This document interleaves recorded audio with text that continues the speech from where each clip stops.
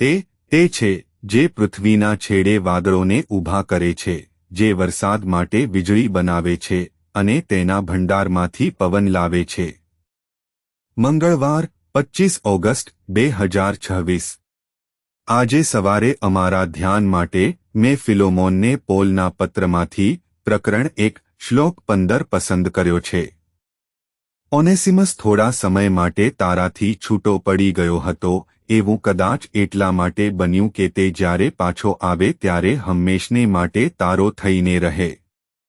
સુપ્રભાત મિત્રો. વિદાયની કેટલીક વાર્તાઓ સારા માટે હોઈ શકે છે, જેથી તમે કાયમ માટે જોડાઈ શકો.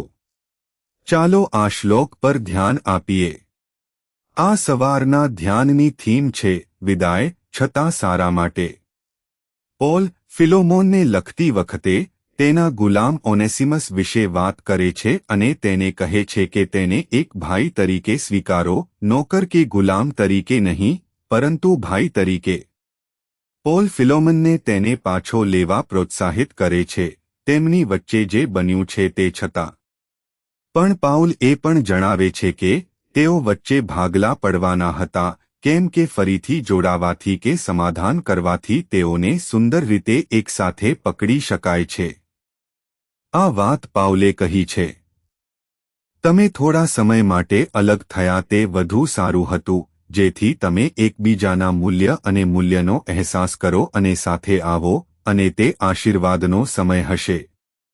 સાથીઓ, ઘણા બધા સંબંધો છે જે વિવિધ કારણોસર તૂટી ગયા છે, પરંતુ જ્યારે આપણે સમજીએ છીએ અને જ્યારે આપણે ભગવાન સમક્ષ જે રીતે ઈચ્છીએ છીએ તે રીતે આવીએ છીએ, ત્યારે તે ઈચ્છે છે કે આપણે સંબંધમાં પાછા આવીએ.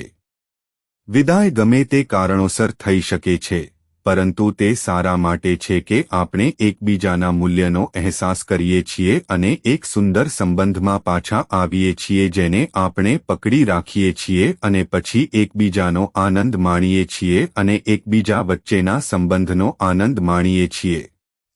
સાથીઓ, આપણે જે સમજવાની જરૂર છે તે છે સમાધાન માટે એક થવું એ દૈવી છે, કારણ કે આપણે એક થવા માટે બોલાવીએ છીએ, કારણ કે આપણને એક થવા માટે બોલાવવામાં આવે છે.